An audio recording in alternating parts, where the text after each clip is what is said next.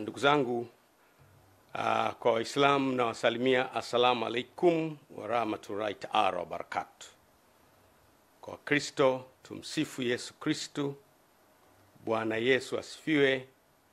Na kwa Tanzania wote, habari za saizi. Leo nimekuja tena tuzungumze kwa pamoja. Nimeona ni muhimu sana tuzungumze tena baada ya kuwa nimezungumza mara ya kwanza kwenye ile hotuba yangu tarehe 24 mwezi wa 5 2025. Leo nataka kuzungumza nanyi tena. Kwanza nitaanza na neno la Mungu kutoka kwenye kitabu cha Mithali ambacho kimeandikwa na Mfalme Suleiman bin Daud, au Wakristo tunamuita Mfalme Suleiman. Kwenye kitabu chake cha Mithali sura ya 14 kuanzia mstari wa 34 inasema, haki huinua taifa, bali dhambi ni aibu kwa watu wote. Haki huinua taifa, bali dhambi ni aibu kwa watu wote. Nilipoongea nanyi tarehe 24 mwezi wa 5, nilipoanza hoja ya utekaji uliokuwa umezidi katika nchi, nilitoa takwimu iliyotoka TLS, Tanzania Law Society, ya watu waliokuwa wametekwa au kupotea, wengine kupatikana, wengine kuokotwa wamekufa. Na sasa ni almost miezi 5 baadaye, utekaji umeendelea, umekuwa wa kutisha sasa. Sasa sio utekaji tena, umekuwa uchukuaji au uvunaji. Imekuwa sasa ni kama mtu anavyochukua kuku kwenye banda la kuku, wakati wowote, saa yoyote, kwa namna yoyote. Mtu yoyote sasa anachukuliwa, si mwanafunzi, sio winga wa Kariakoo, sio padri, sio shehe, sio balozi. Mtu yoyote anaweza kuchukuliwa. Kwa hiyo utekaji umekuwa wa kutisha sana. Na mpaka sasa hivi, wakati nazungumza na nyie mara ya kwanza, nilisema wakati ule kulikuwa na watu 84 wale ambao walikuwa kwenye orodha ya watu wa TLS. Tangu wakati ule sasa hivi ni watu wengi, ambao zaidi ya 108 hivi, ambao ama wametekwa wakapatikana, ama wengine hawajapatikana kabisa. Na kauli zinazotoka kuhusu watu wanaotekwa ni kauli nyepesi sana. Kuzisikiliza ni kauli nyepesi ukilinganisha na uzito wa uhai wa mtu. Ndugu zangu, naomba tukubaliane. Uhai ni zawadi ambayo Mwenyezi Mungu anatupa. Na hakuna mtu mwenye mamlaka ya kupoka uhai wa mtu, hayupo. Tupewa zawadi na Mungu kama ya uhai, tuitumie kwa ajili ya utukufu wake. Kwa mujibu wa Katiba ya Jamhuri ya Muungano wa Tanzania, Katiba ya mwaka 1977 ibara yake ya 8 kifungu cha kwanza inasema hivi: mamlaka ya nchi itakuwa mikononi mwa wananchi, na serikali itapata madaraka na mamlaka yake yote kutoka kwa wananchi.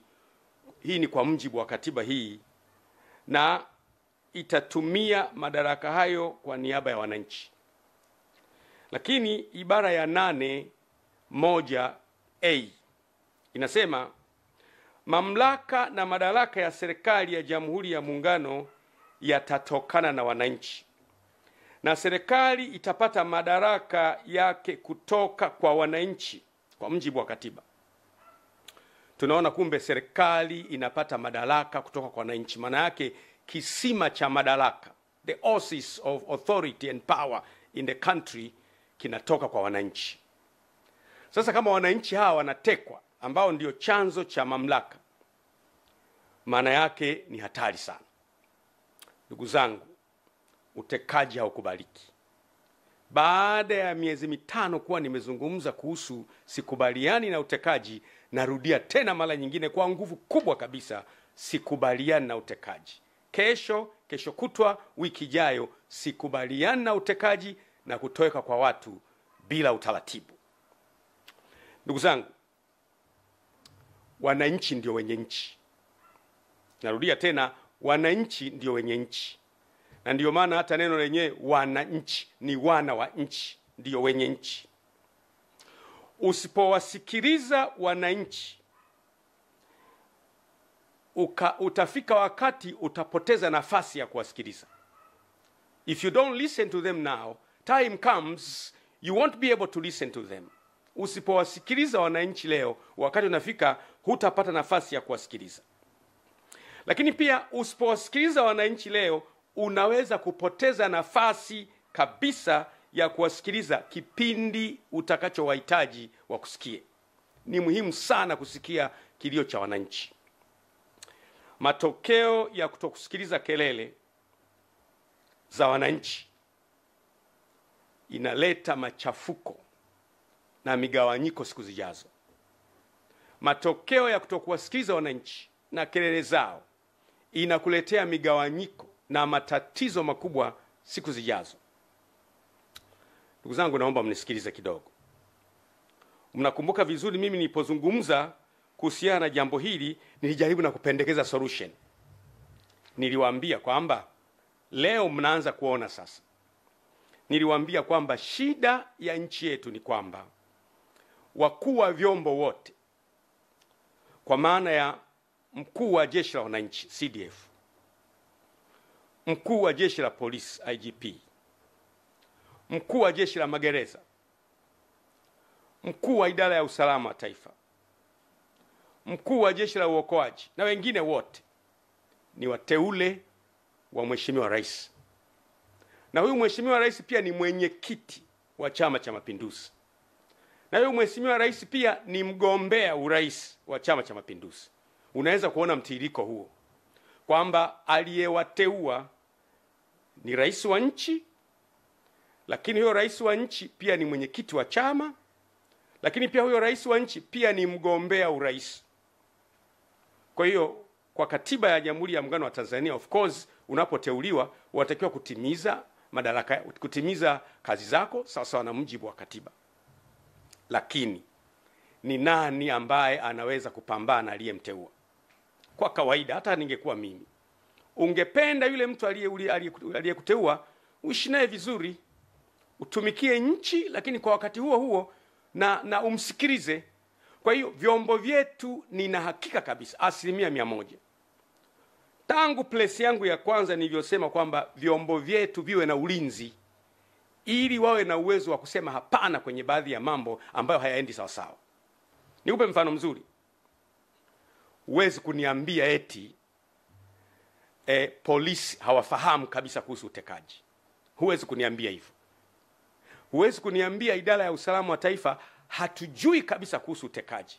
Huwezi kuniambia hivyo. Huwezi kuniambia eti jeshi la wananchi halina taarifa kabisa utekaji. Hapana.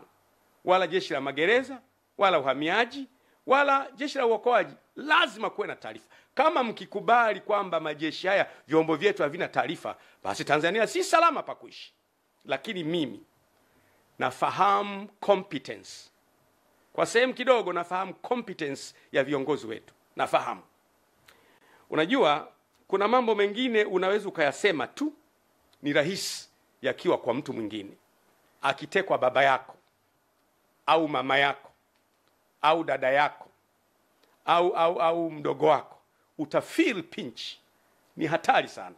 Mimi siamini eti wakuu wetu wa vyombo hawajui kabisa watu wanakwenda wapi. Lakini nilipendekeza mimi nikasema kwamba ni muhimu sana vyombo hivi vipewe semi autonomy. Semi autonomy maana yake ni kwamba kuwe na kujitegemea fulani. Kwa sababu sasa hivi narudia tena yale mimi nilizungumza tatizo and I suggested solution. Nilizungumza tatizo na nikapendekeza ufumbuzi.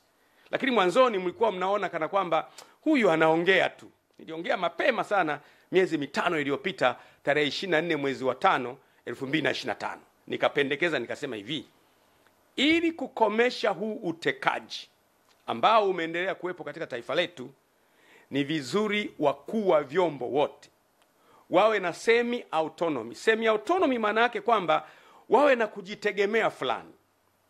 Nikasema kuwe na mamlaka ambayo Mheshimiwa Rais anaweza kumteua, kwa mfano DJIS, mkuu wa idara ya usalama wa taifa, anamteua.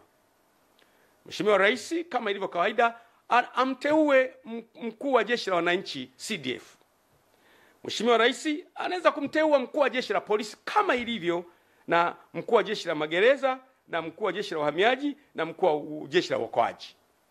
Lakini akitaka kuwatoa, kuwe na chombo kingine ambacho kinaangalia sababu za hawa kutolewa. Kuwe na instrument, kuwe na chombo kingine. Mimi nikapendekeza chombo kile kinaweza kuwa ni kamati ya ulinzi na usalama ya bunge, ambayo sababu zipelekwe kwa nini yeye anataka kutolewa. Kwa mfano, sasa hivi natoa mfano tu. Ni mfano, mimi napenda kutumia mfano. Kwa mfano, kama IGP anauona utekaji na hakubaliani, au DGIS wetu wa sasa hivi anauona utekaji na hakubaliani, au mkuu wa jeshi la wananchi anauona utekaji sasa hivi lakini hakubaliani, au mkuu wa jeshi la magereza au uhamiaji au jeshi la uokoaji anauona utekaji lakini hakubaliani, atakwendaje kwa bosi wake aliyemteua, ambaye bosi wake ni mgombea na bosi wake angependa ashinde? Atakwendaje kumwambia bosi, hili jambo mimi sikubaliani nao? Ikitokea, sijasema ndivyo hivyo, ikitokea kile chombo cha utekaji ni chombo cha mmoja wapo kati ya wagombea, ikitokea, sisemi imetokea, lakini ikitokea, if it happens, kwamba chombo cha utekaji ni chombo kimoja wapo cha kikundi cha mgombea mmoja wapo, ikitokea hivyo, nisisemi ni hivyo, lakini ikitokea hivyo, anawezaje mkuu wa jeshi la polisi kumapproach bosi wake kumwambia, bosi, kale ka kikundi kako bwana kanachukua watu? Anawezaje mkuu wa jeshi, mkuu wa idara ya usalama wa taifa kumwambia, bwana bosi, kale ka kikundi kako? Anafukuzwa kazi. Hiyo ni kweli. Usifikiri kwamba kuficha kichwa kwenye mchanga ni kuepuka madhara yanayokuja. Don't think hiding your head on the sand is a means to avoid disaster. Madhara yanapokuja ni kuyafesi na kukabiliana nayo na kutafuta ufumbuzi. Ndio maana niona mimi nitazungumza na kuzungumza tena bila woga. Hapo katikati nilinyamaza kimya nikiwa na tafakari, pengine mambo haya yatakoma, lakini bado yanaendelea. Kwa hiyo si kweli kwamba eti wakuu wa vyombo wanakuwa hawajui kabisa. Wanajua, lakini watafanyaje? Akikaa akafumba macho akalala, ndani ya moyo wake akitafakari, anaona huu utekaji unaharibu nchi, ila atafanyaje? Lakini tungefanikiwa kuwa na semi autonomy, hawa wakuu wa vyombo kuanzia CDF kwa mfano, natoa mfano CDF pamoja na walio chini yake, Chief of Staff na wengine walio chini yake, tukasema hawa bwana wanatulindia nchi yetu. Kwa hiyo huyu kiongozi wa nchi atakayekuepo, mamlaka ya nchi, unajua watu wengine they are very narrow minded. Ukizungumza mamlaka ya rais, wanahisi unamwongelea rais aliyepo madarakani. Rais ni rais. Rais atakayekuja wote ni rais. Kwa hiyo mamlaka ya rais iwe na uwezo wa kuteua. Lakini kumuondoa CDF, kumuondoa Chief of Staff na walio chini yake hapo pote isiwe rahisi. Ili huyu CDF anapoona jambo lenye kuharibu nchi na kuumiza nchi inaendelea, awe na ujasiri wa kusema, bosi, kwa unyenyekevu, bosi, hili jambo hapana. Na anaposema hivyo asipate madhara ya kufukuzwa kazini na kuharibikiwa yeye na familia yake. Vile vile mkuu wa jeshi la polisi. Mkuu wa jeshi la polisi, IGP na walio chini yake wote hao watatu wanne wenye mamlaka ambao wameteuliwa na rais, wawe na uwezo na wenyewe wakiona jambo la kiutekaji au la kuharibu nchi au lolote ambalo linatishia amani ya nchi, na wenyewe wawe na uwezo wa kusema, bosi, samahani, ili jambo si jema, litaharibu nchi. Wamshauri kwa unyenyekevu na bado hawamvunjii heshima, na bado walinde nchi yetu iwe salama. Iwe hivyo hivyo kwa idara ya usalama, iwe hivyo hivyo kwa uhamiaji, iwe hivyo hivyo kwa magereza. Wawe na uwezo wa kusema hapana kwenye yale mambo ambayo wanaona yanatishia uhai wa nchi yetu, na wasiwe na madhara kwa siku zijazo. Huo ndio ulikuwa ushauri wangu. Niwaambie ndugu zangu, si kweli kwamba eti mpaka leo vyombo havijui balozi mstaafu, mwenezi wa Chama cha Mapinduzi Taifa mstaafu, mjumbe wa kamati kuu ya Chama cha Mapinduzi mstaafu, mjumbe wa halmashauri kuu ya CCM mstaafu, Balozi Polepole eti vyombo vyote havijui iko wapi. Si kweli. Si kweli. Si kweli. Kama Polepole ametowekea akiwa Tanzania, I am 100% ina hakika kabisa kwamba vyombo lazima viwe vinafahamu iko wapi. Na kama havifahamu, basi Tanzania sio sehemu salama kuishi.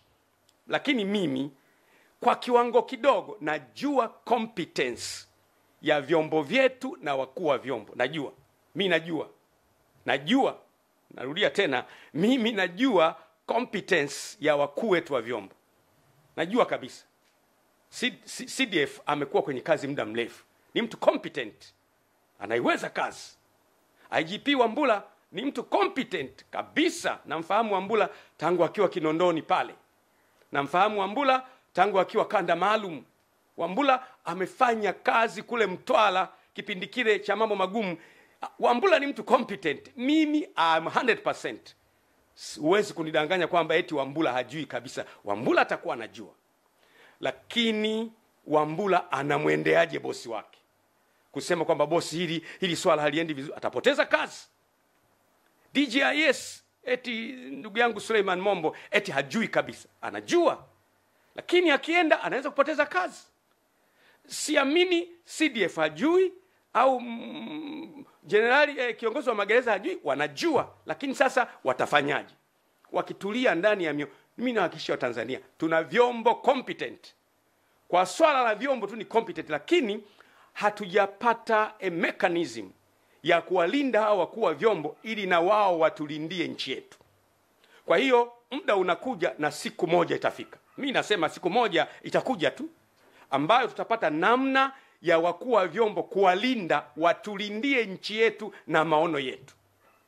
Ndugu zangu, my countrymen, kama tusipofanikiwa kuilinda nchi yetu, ipo siku nchi yetu njema tutaipoteza.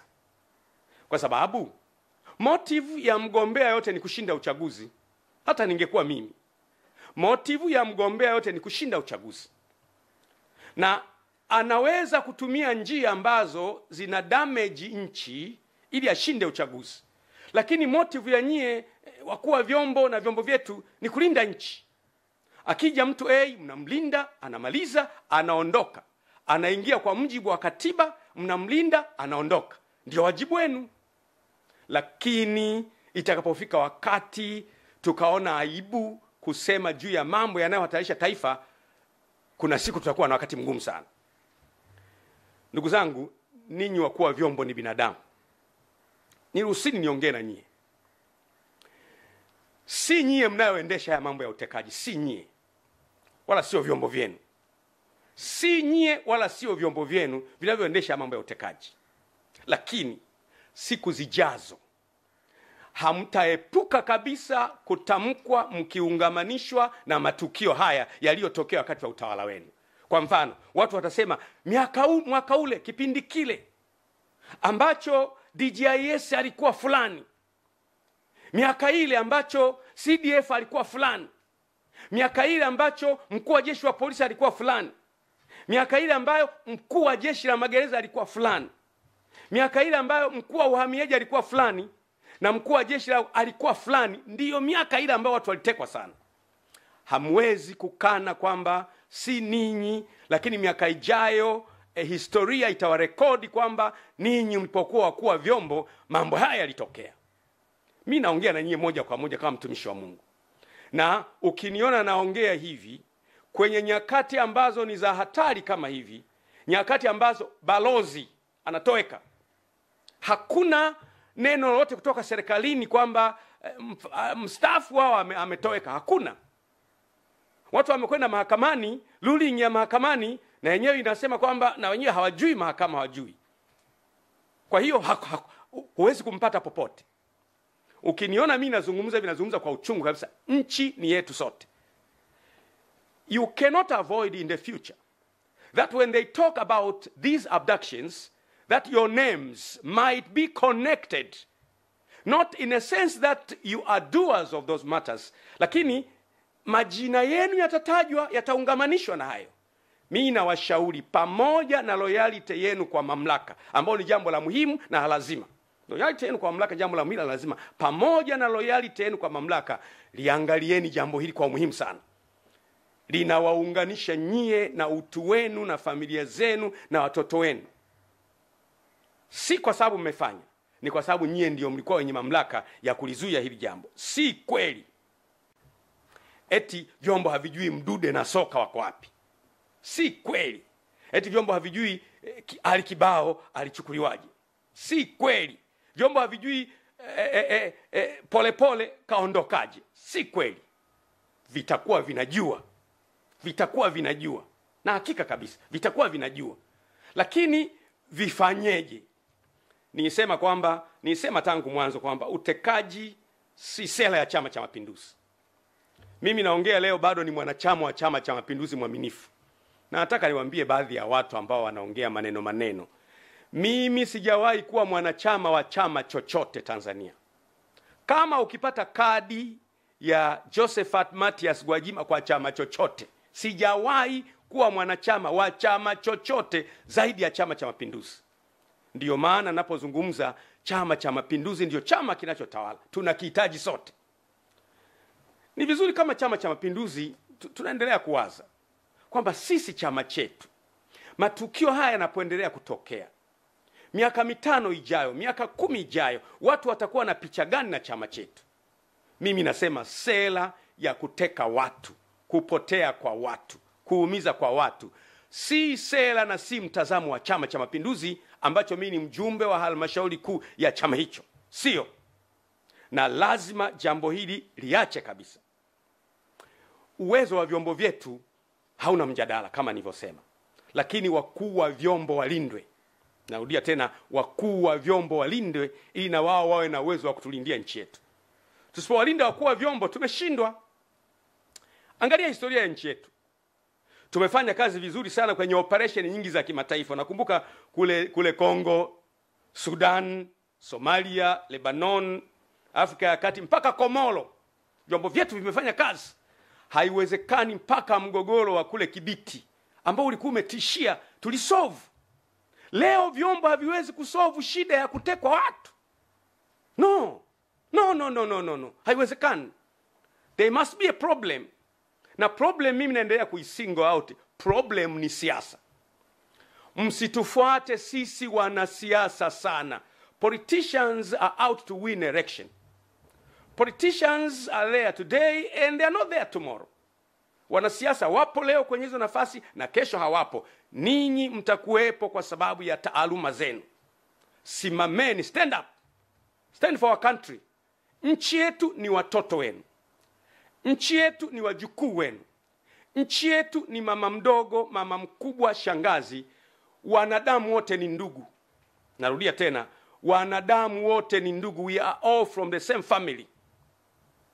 Pengine kwa sababu ya muda mwingi umepita tunasahau, lakini asili yetu wote ni kutoka kwa Adam na Eva.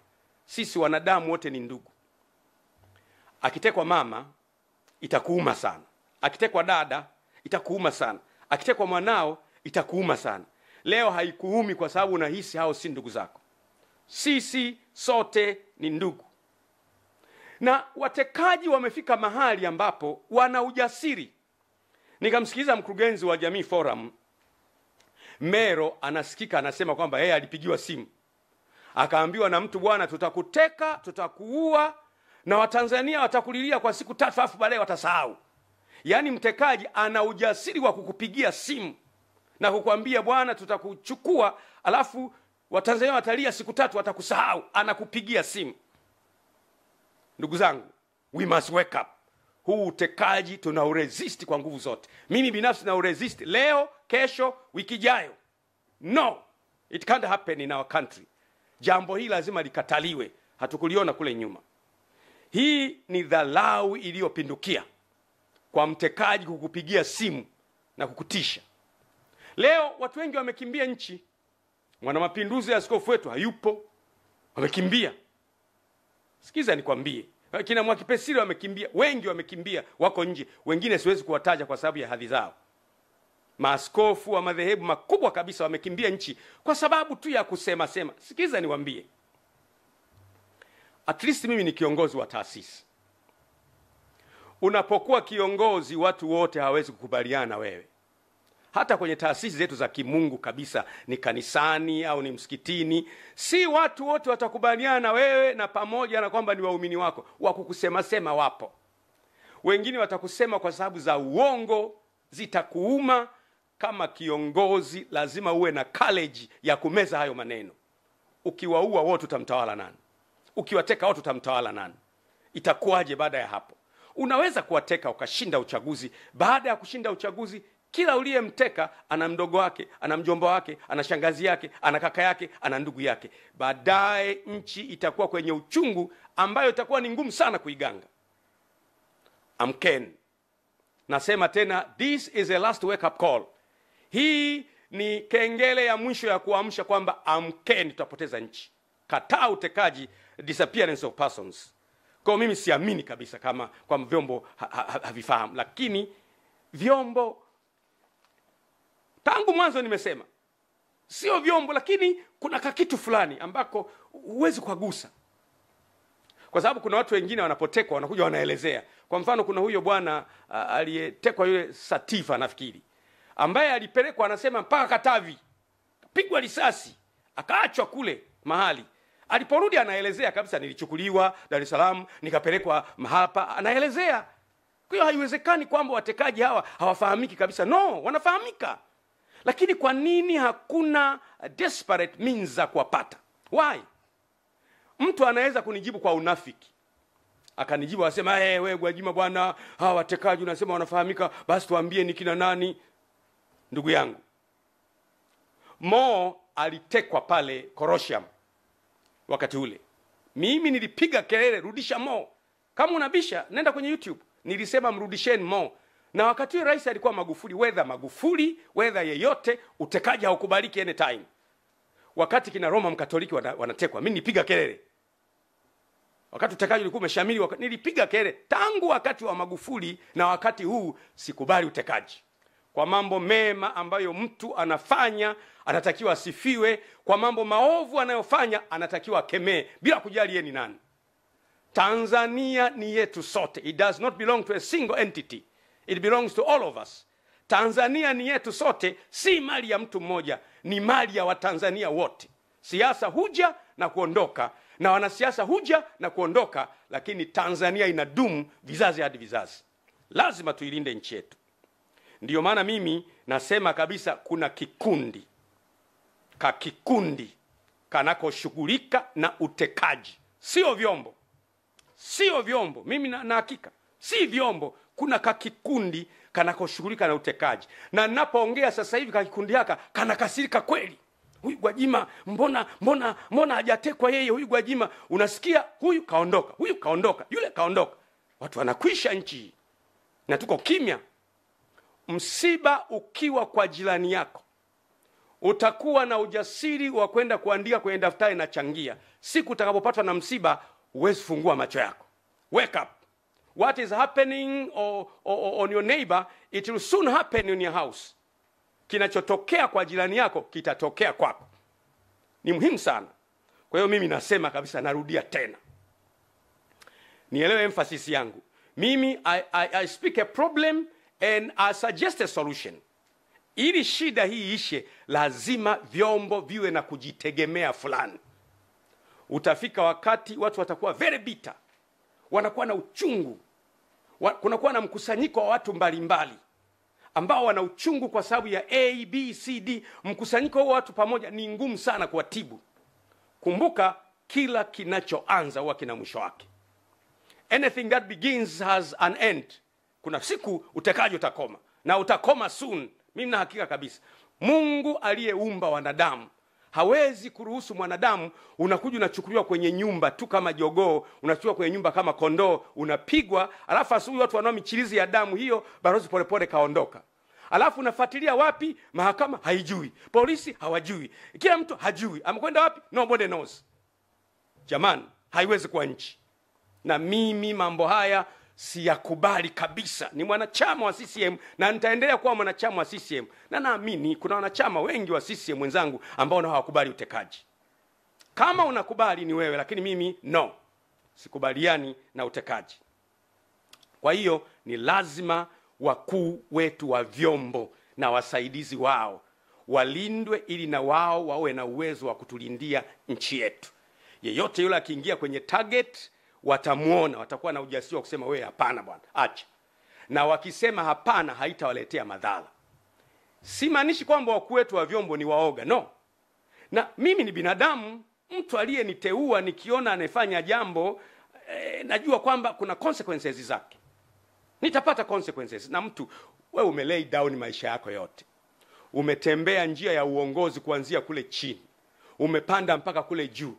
Leo uje upewe matatizo pale juu. Unashindwa. Mwanadamu ameumbwa na haya. Kwa hiyo nashauri mno, nashauri sana, na hili jambo itakuwa ndio tiba permanent ya utekaji na mambo mengine yanayohusiana na utekaji. Tiba ya ulinzi wa maono ni hivi kwamba ili maono ya nchi yalindwe, tuwe na vyombo vya kulinda maono. Kwa mfano, mimi nilipokuwa bungeni nimezungumza sana kuhusu maono ya muda mrefu. Nikasema kwamba hakuna nchi yenye uwezo wa kuendelea kwenye miaka 10 au 15 au 20. Nchi zinaendelea kuanzia miaka 50, miaka 100. Na nchi zile ili ziendelee, lazima kila rais anayeingia madarakani aendelezee pale mwenzake alipoishia. Continuation. Rais A anaingia, anaendelea, halafu rais mwingine anaingia, kunakuwa na muendelezo kwa sababu maono ya taifa ya kwepo. Nikupe mfano mzuri. Kwa mfano, Rais Nyerere anaishia hapa. Anaingia Mheshimiwa Mwinyi, anaendeleza alipoishia Mwalimu. Anaingia Mheshimiwa Mkapa, anaendelea pale. Anaingia Mheshimiwa Jakaya, anaendelea pale. Anaingia Magufuli, anaendelea pale. Anaingia Mama Samia, anaendelea pale. Hizi continuation zinatupa maendeleo. Lakini lazima kuwe na maono ya taifa yaliyoandikwa. Nimesukuma bungeni mpaka kweli Mungu amesaidia tumeandika maono. Lakini shida, tutayalindaje haya maono? Yatalindwaje? Yatalindwaje haya maono? Ndiyo, tumeandika kwenye makaratasi hapo. Vitu vingapi tumeviandika na havifanyii kazi? Ataingia kiongozi, hafanyi yale maono. Tajenga madaraja, tutapiga makofi. Tajenga leta, piga makofi. Lakini hafanyi yale maono. Ni nani wa kwenda kumwambia mheshimiwa samahani, yale maono yetu ya wananchi huyafanyi? Hayupo. Waziri atamwambia, atafukuzwa kazi. Waziri mkuu atamwambia, waziri mkuu ni mteule wa rais. Makamu wa rais atamwambia, hawezi kumwambia. Sasa hivi vyombo sasa vya kwetu hivi vinavyokuwa na kujitegemea fulani, vinakuwa pia walinzi wa maono. Wana uwezo kwa unyenyekevu kumwendea mheshimiwa rais, mheshimiwa tumekuja kwako. Sisi wakuu wa vyombo, maono ya wananchi ni haya. Maono ya wananchi ni kwamba wanataka grid ya taifa ya maji. Maono ya wananchi ni kwamba wanataka kila wilaya iwe na hospitali. Maono ya wananchi ni kwamba wanataka kila barabara iwe ya lami. Maono ya wananchi wanasema kila mtoto mwenye uwezo wa kusoma chuo kikuu asome chuo kikuu. Maono ya wananchi ni kwamba asipatikane mtu wa kukaa kwenye nyumba ya majani. Maono ya wananchi ni kwamba kuwe na innovation centers, centers za uvumbuzi, wale watoto wenye vipaji maalum wawekwe pale. Unaanza kuondoka mheshimiwa. Hao watakuwa ndio walinzi wa maono. Vinginevyo, bila ya hivyo, tutaandika maono kwenye vitabu ambayo hatuwezi kuyalinda. Lakini nataka kuambia, asubuhi inakuja. Narudia tena, tutazame kule mbele, asubuhi inakuja. Haya mambo ya utekaji na kuumiza watu kuna siku yatakwisha. Na naamini kabisa yatakwisha. Ndugu zangu, ufisadi na uharibifu wa mali za taifa. Taifa letu lina safari ya kujenga uchumi na kuinua maisha ya watu. Objective au lengo kubwa la kila taifa ni ustawi wa watu wake. Inafahamika. Lengo kubwa la kila serikali ni ustawi wa watu wake. Ufisadi msingi wake mkubwa ni choyo, ulafi, ubinafsi, kukosa kuwaona wengine wana thamani kuliko wewe. Na ndio maana unakuta mtu amejilimbikizia vitu. Kumekuwa na malalamiko kila mahali ya wizi wa mali, ambao mimi huwa naepuka sana kumtaja individual. Kwa sababu nikilazimia kumtaja individual huwa namtaja in details. Ndio maana nasema ili mpate ujumbe. If I am obliged to speak an individual, I have to detail the individual. Na mimi singependa sana. Lakini wizi umezidi. Tunaona kwenye mitandao tuhuma zimejaa wizi, si madini, si hiki. Tuhuma zimejaa. Na hili jambo linatakiwa kufanyiwa kazi. Ni hatari sana kwa ustawi wa taifa letu. Tumekuwa tukimsikia Polepole, Mheshimiwa Polepole akisema wazi taarifa mbalimbali za ufisadi mkubwa kwenye madini, kwenye maeneo mbalimbali ambayo msitaki kuyasema. Sitaki kuyasema kwa sababu mimi nimekuwa kwenye kamati ya bunge ya biashara, viwanda na uwekezaji wakati ule. Nafahamu vitu vingi. Nafahamu sana kuhusu Liganga na Mchuchuma. Wale wabunge wenzangu tuliokuwa kwenye kamati moja wanajua nikiwa naongea. Nilishaye kusimamia kuhusu Liganga na Mchuchuma. Nikasimama na kuwaelezea kwenye kamati. Nikatoa na document. Nikaonyesha document jinsi ambavyo tumepoteza pesa nyingi.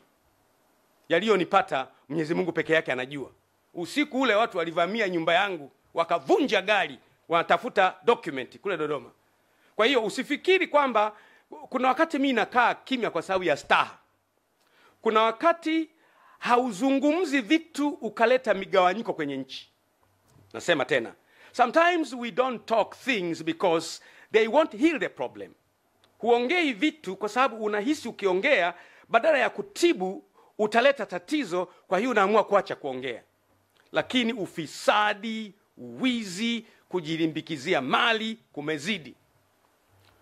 Mimi ipo siku ambayo ikilazimika ninaweza kukutajia akaunti za watu walizo camouflage fedha na kwenye majina ya watu na kampuni tofauti. Naweza kutajia. Lakini nawaza itajenga nini? Inaleta bitterness na ugomvi na uchungu kwa watu. Lakini vyombo ndio vingekuwa na uwezo wa kutulindia hayo. Kumbuka kilio changu mimi ni vyombo.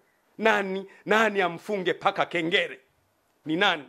Nani huyo atakayesema kwamba huyo hapo? Hamna. Mwizi hawezi kumkemea mwizi mwenzake. Shetani akimkemea shetani, basi ufalme umeanguka. Siwezi kuongelea mambo ya gesi, makaa ya mawe, mambo ya madini, yameongelewa sana. Lakini nisikilizeni niwape neno hili. Ukijenga nyumba nzuri, ukaweka uzio mrefu, ukaweka na fensi ya umeme, alafu ukaweka na mbwa wakali sana, German Shepherd, mbwa makubwa, alafu ndani unakula vizuri, una magari mazuri, unaendesha vizuri, alafu majirani zako wana njaa, na wao wanajua kwamba yule jirani mwenye fensi ya umeme na mbwa wakali na walinzi wakali anakula ndani, hauko salama. Ipo siku hao majirani watapigwa shoti ya umeme 50, lakini 200 wataingia ndani.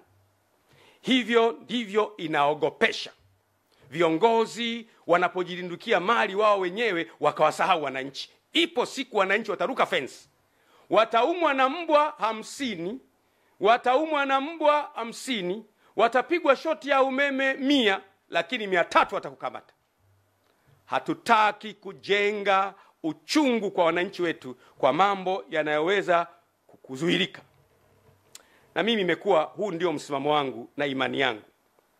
Lazima kila mtu afahamu ya kwamba kipaumbele cha taifa linalojitambua, ambalo viongozi wake wanajua wanachofanya, ni watu wao.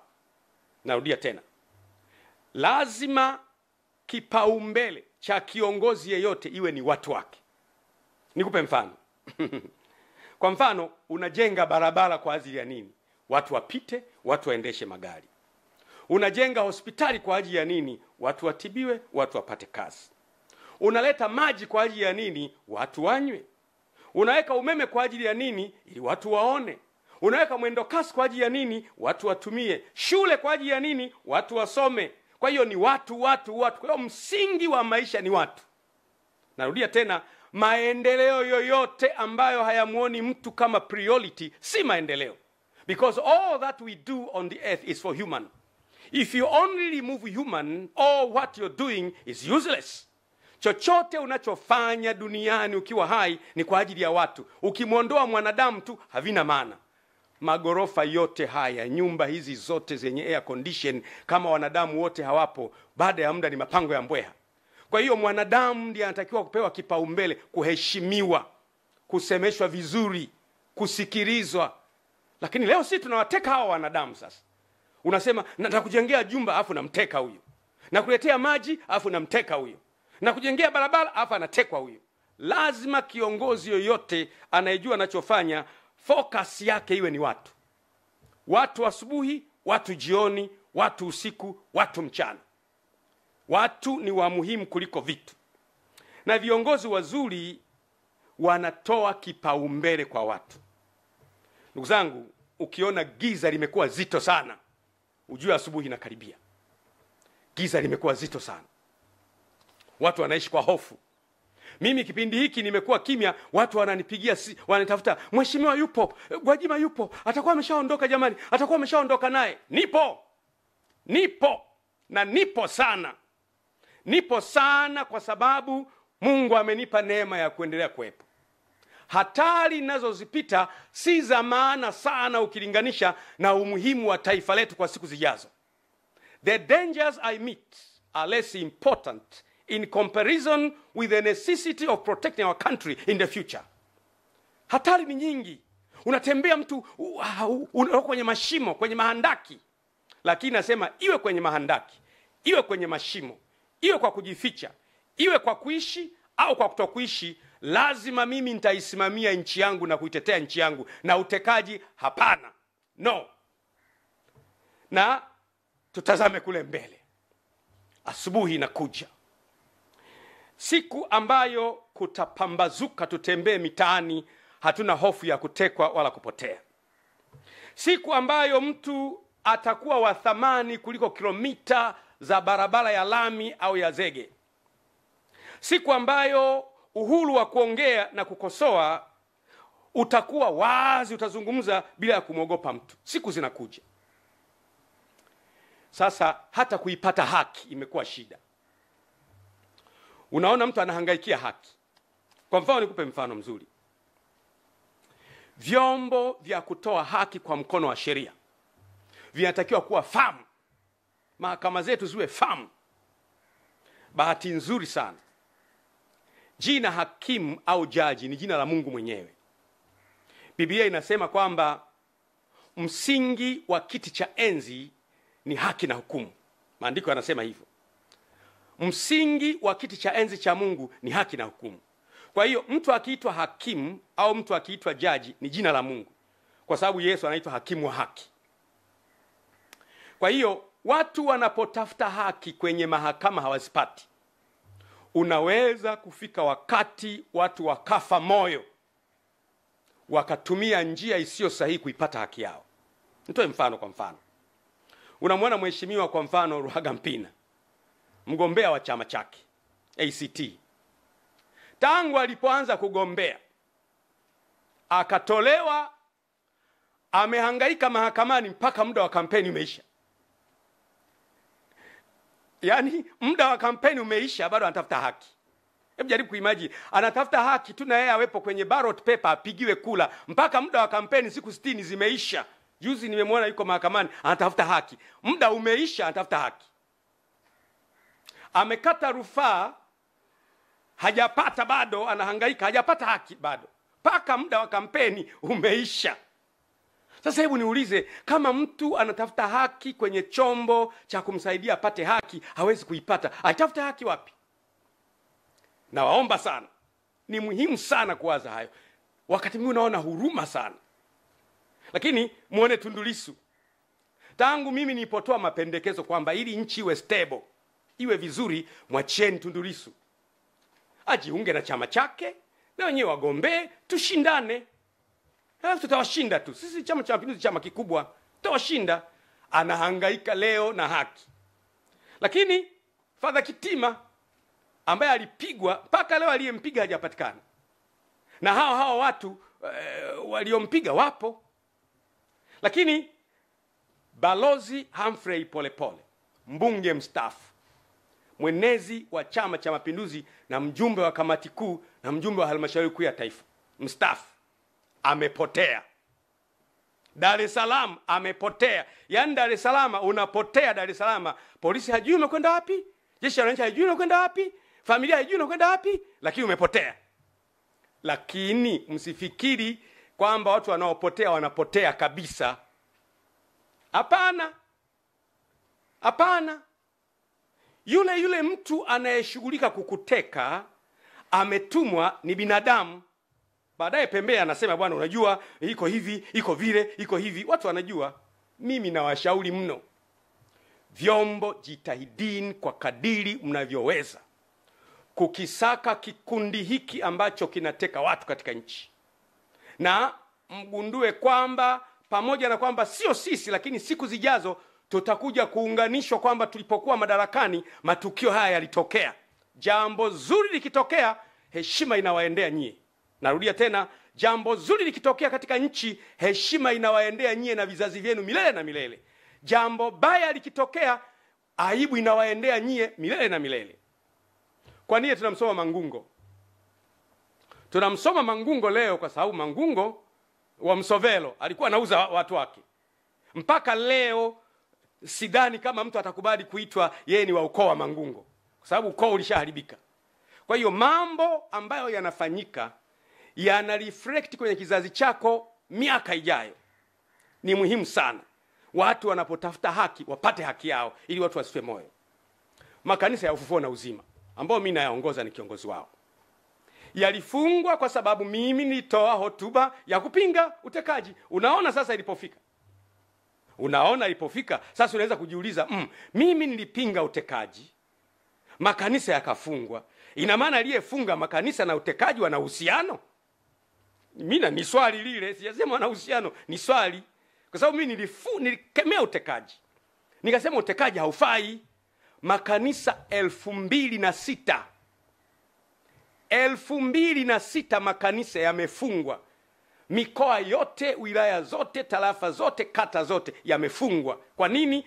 Nilikemea utekaji. Sasa ina maana kuna mchungaji kiongozi 2006 sasa hivi wako mitaani, hawezi kuongoza ibada. Kuna maaskofu wetu 32 hawezi kuongoza ibada. Kuna waumini 3 na laki kadhaa hawezi kwenda kwenye ibada. Wanawaza nini hawa watu? Tumeamua sasa, basi wamefunga, tutumie njia ya kutafuta haki kwenye vyombo vya haki. Hatujapata mpaka leo. Mpaka nikiwa naongea leo, hakuna muumini wa makanisa yetu, kanisa halijafunguliwa mpaka leo. Kwa nini? Umekemea utekaji. Narudia tena, funga milele. Utekaji haukubaliki. Narudia tena, funga kanisa mpaka Yesu arudi. Utekaji haukubaliki.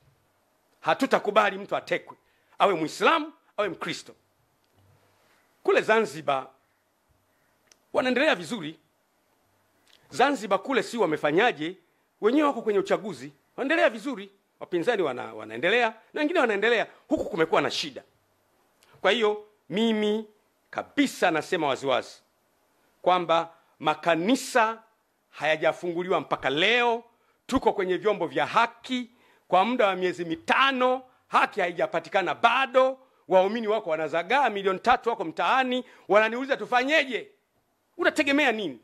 Mahala ambapo mtu anaonewa, anatumia chombo cha haki kuipata haki, hawezi kuipata kwa wakati, unategemea huyu mtu atafanya nini? Kwa hiyo ninaomba sana vyombo vya haki viweze kufikiri na kuona namna ya kutoa haki ili watu wasife moyo. Ni muhimu sana sana sana. Watekaji wanaweza kufikiri wako salama. Mimi ni muumini wa Biblia. Kwenye kitabu cha Ufunuo sura ya 13 mstari wa 10 inasema hivi: mtu akichukua mateka atachukuliwa mateka, na mtu akiua kwa upanga atauawa kwa upanga. Mambo ambayo mnayafanya kwa watu gizani, mambo yale yale miaka ijayo Mungu ataruhusu wafanyiwe watoto wenu mchana kweupe.